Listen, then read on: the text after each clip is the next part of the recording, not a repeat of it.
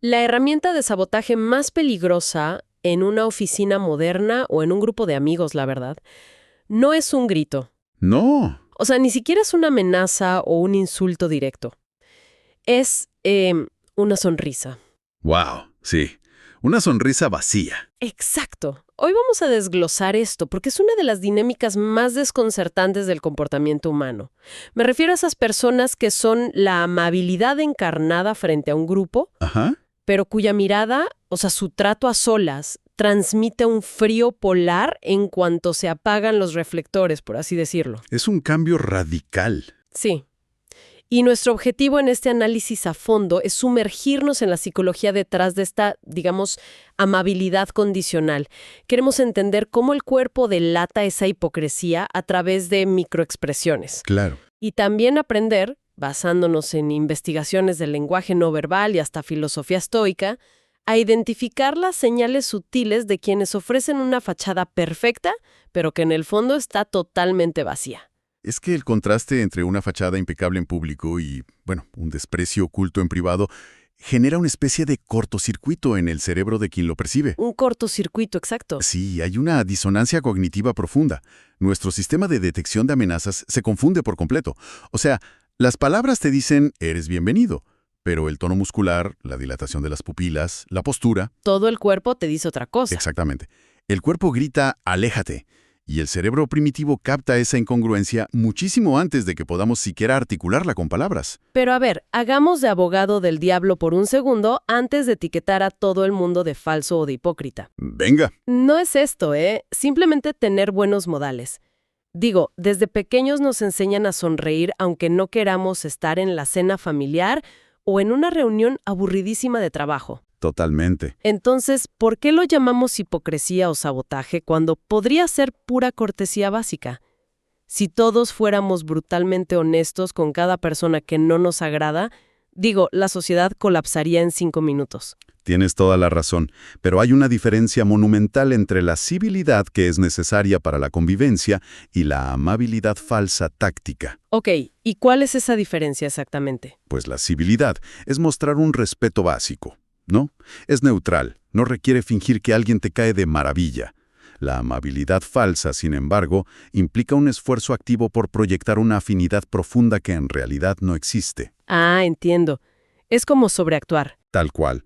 Y a menudo se hace para manipular la percepción pública y mantener cierto estatus. Evolutivamente, el ser humano depende de la tribu para sobrevivir. Claro.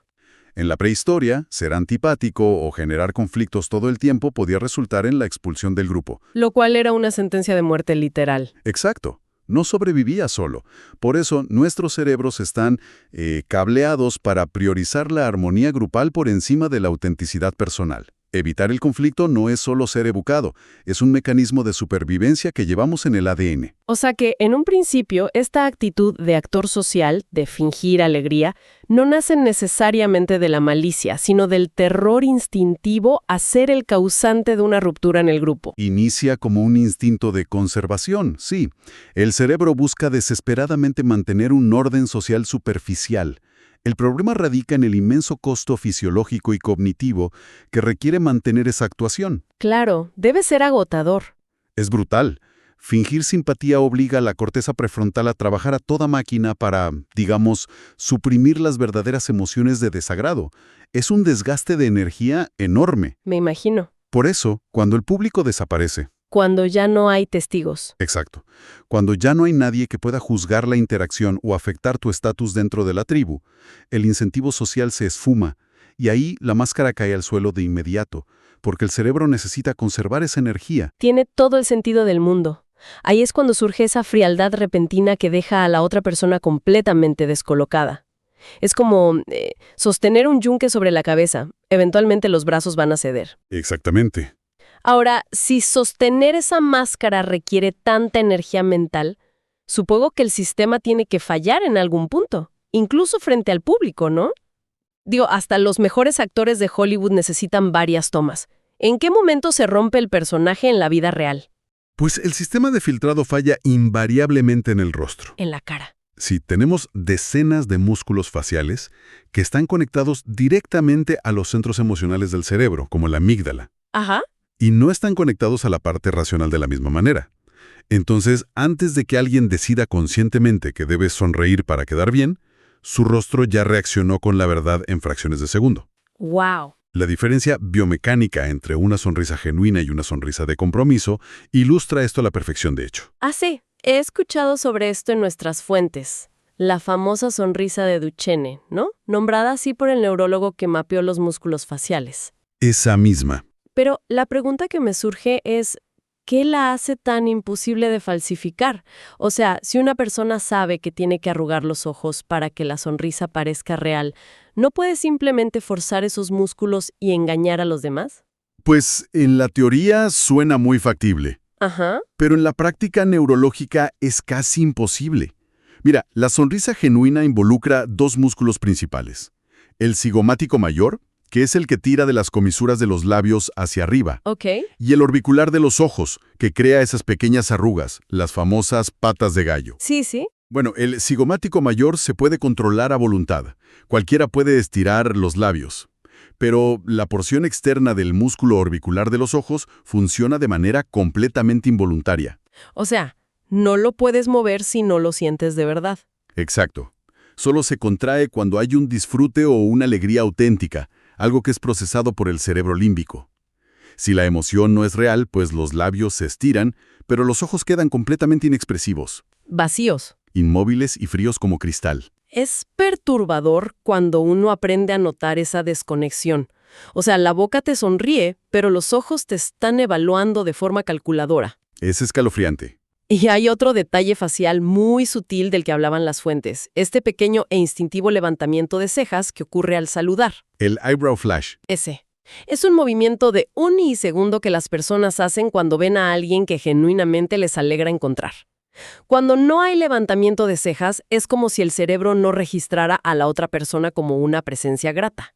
Y de hecho, yendo un paso más allá de la simple ausencia de alegría, existen microexpresiones que denotan un rechazo súper activo. ¿Cómo cuáles? Los expertos en interrogatorios del FBI observan constantemente lo que llaman el gesto de la línea fina. Ah, sí. Ocurre cuando alguien está experimentando una emoción negativa muy profunda, como el desprecio, y hace un esfuerzo sobrehumano por no verbalizarla. Ajá.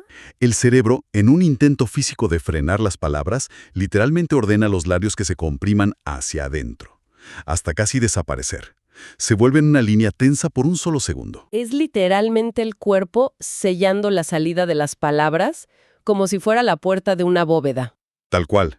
Sin embargo, a veces las palabras sí salen, ¿no? Pero salen disfrazadas. Sí, claro. Me refiero a los elogios envenenados. Esos comentarios que son súper pasivo-agresivos, como, qué excelente presentación, de verdad que nunca lo habría esperado de ti. Uf, sí, clásico. En la superficie parece una palmada en la espalda, pero el subtexto grita que las expectativas sobre esa persona eran bajísimas. El elogio envenenado es una herramienta de agresión encubierta fascinante. Es terrible. Le permite al emisor atacar, menospreciar o incluso canalizar su propia envidia, manteniendo al mismo tiempo una ruta de escape, una negación plausible. Claro, se lavan las manos. Si se les confronta, siempre pueden escudarse diciendo, pero si te estaba haciendo un cumplido, no seas tan sensible. Es una táctica que busca inflar el ego del atacante, disminuyendo sutilmente al otro, sin romper las reglas de la cortesía formal.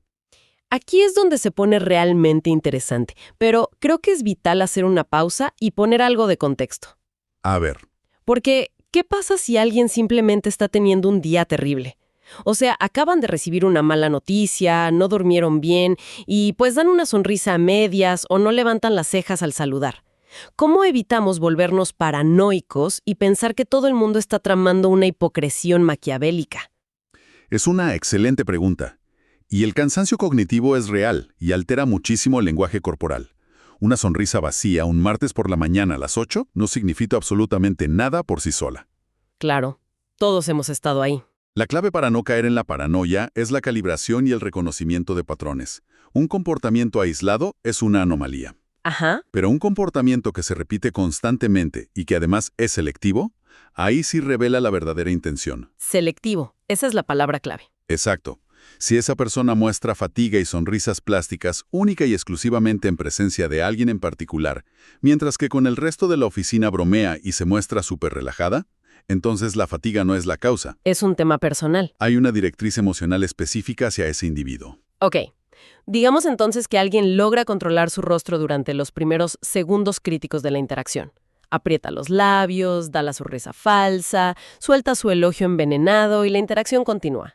¿Puede mantener ese mismo nivel de disciplina con el resto de su presencia física? Definitivamente no. El control consciente es un recurso muy limitado. Como el cerebro está gastando tanta energía en gobernar las expresiones faciales y elegir las palabras con un cuidado extremo, Sí. el resto del cuerpo pasa a operar en piloto automático. Y el sistema nervioso autónomo nunca miente. Es aquí donde vemos manifestaciones de territorialidad subconsciente. ¿Territorialidad? Sí, como la creación de murallas físicas, ¿Territorialidad en una sala de juntas? como colocar objetos de por medio. Exactamente eso. Cuando hay rechazo emocional o una incomodidad real, el instinto más primitivo del ser humano es proteger el espacio personal y crear barreras.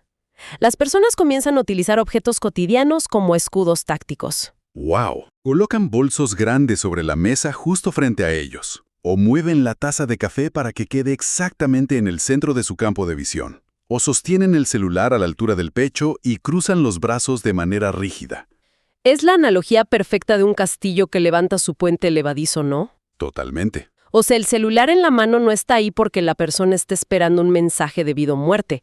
Mecánicamente está funcionando como un foso defensivo en una guerra fría de comunicación. Es increíble, ¿verdad? Sí. Si existe una distancia emocional de por medio, el cuerpo se encarga de fabricar la distancia física correspondiente. Y si conectamos esto con el panorama general, esa necesidad de distancia física también se manifiesta en la mirada. Ah, ¿el contacto visual? Sí, porque sostener el contacto visual requiere vulnerabilidad, requiere intimidad. Alguien que es amable solo por compromiso evitará a toda costa esa conexión.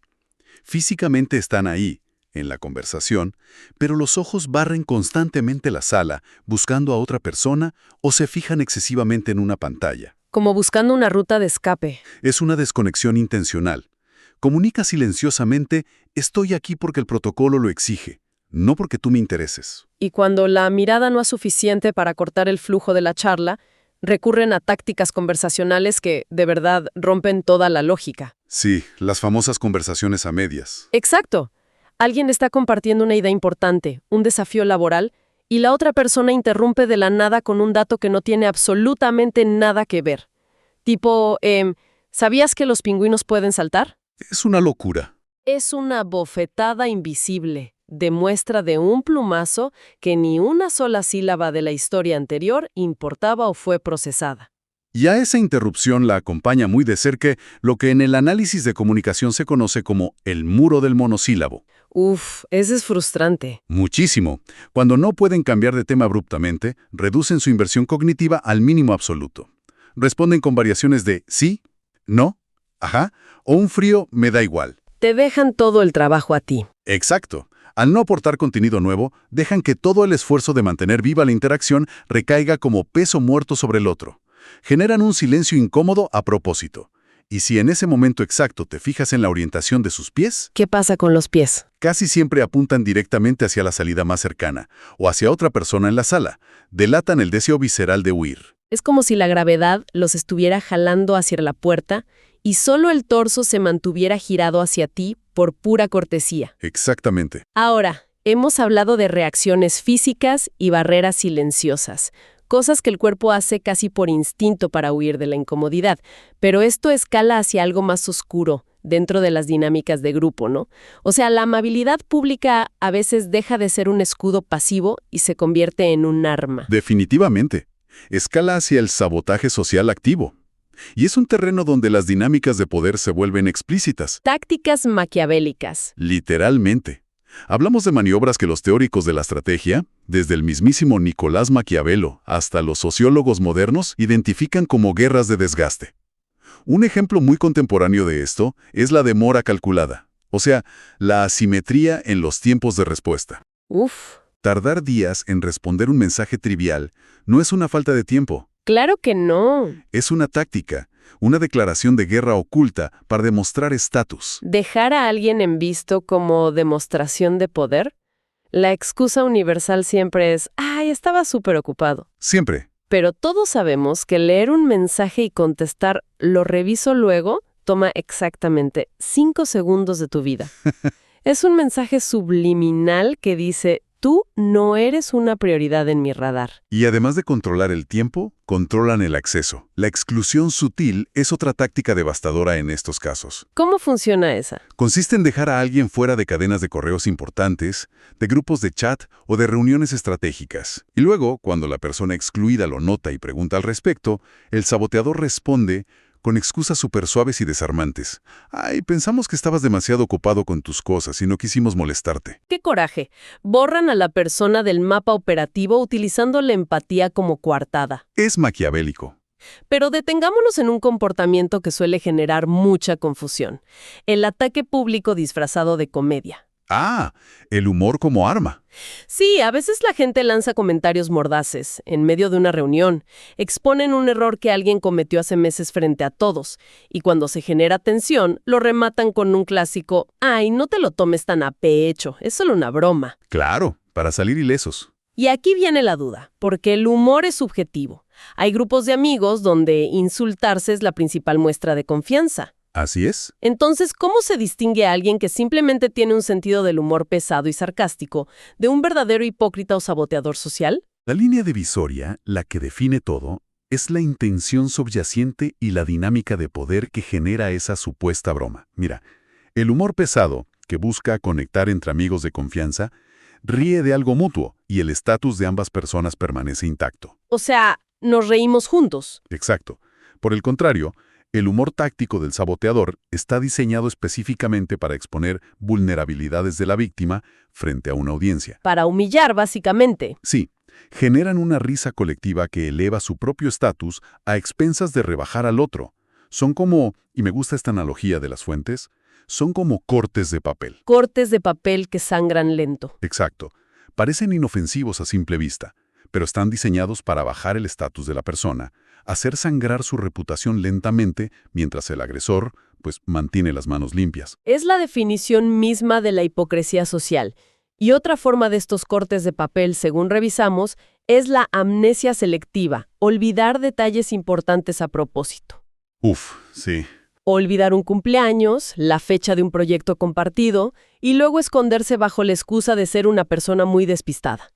El cerebro humano es increíblemente eficiente para recordar lo que considera valioso. Si alguien olvida constantemente cosas vitales para ti, en el fondo enmascara un desinterés total. Te está notificando que no tiene relevancia en su jerarquía mental. Y frente a todo este catálogo de tácticas, desde la sonrisa de plástico hasta las bromas malintencionadas, la reacción instintiva de quien lo sufre suele ser devolver el golpe o confrontar con enojo. Claro, te defiendes. Sí, pero es caer en la misma actitud pasivo-agresiva. Lo cual me imagino que es exactamente lo que no se debe hacer, porque es caer en su juego y darles una razón para justificar su actitud fría.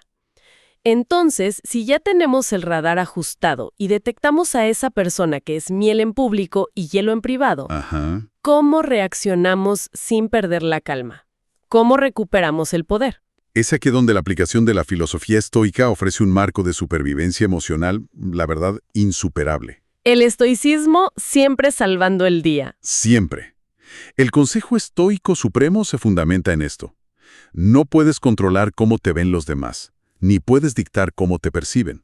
Tratar de forzar a alguien para que nos valide es una receta garantizada para la frustración. Totalmente.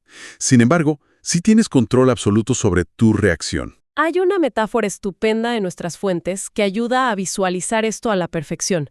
La idea de ver las palabras sin alma y los elogios envenenados como si fueran globos de aire caliente.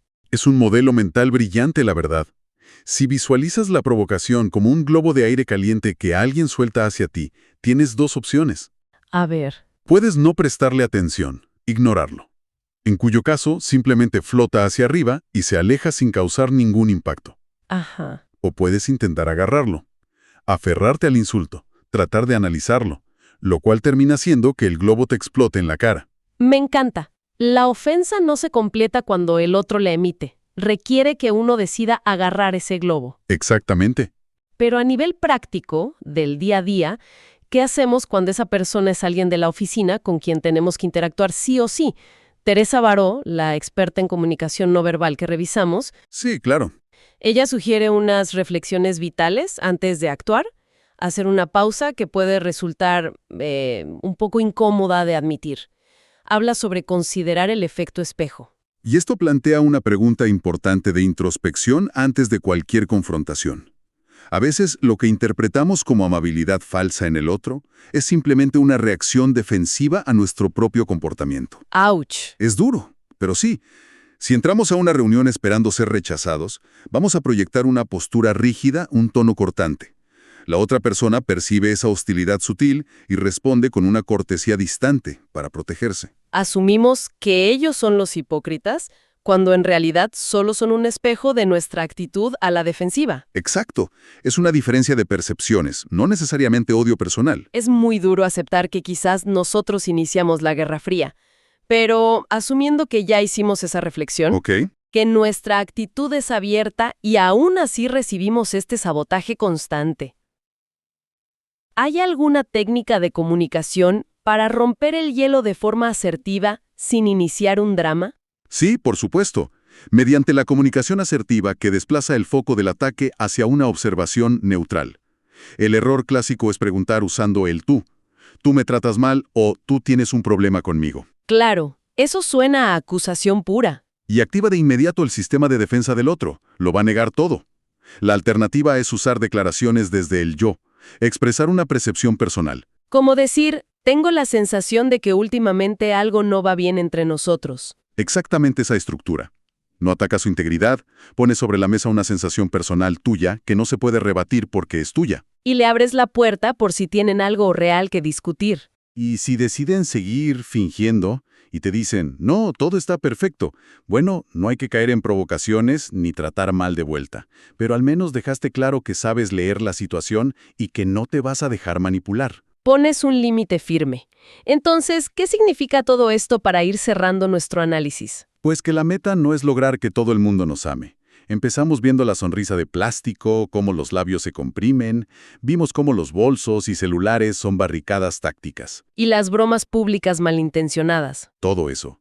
El gran aprendizaje es que detectar esta hipocresía es una herramienta de protección, no un motivo para vivir paranoicos. Totalmente. Para quienes nos escuchan, reconocer quién de verdad vale su energía cambia por completo la dinámica social diaria.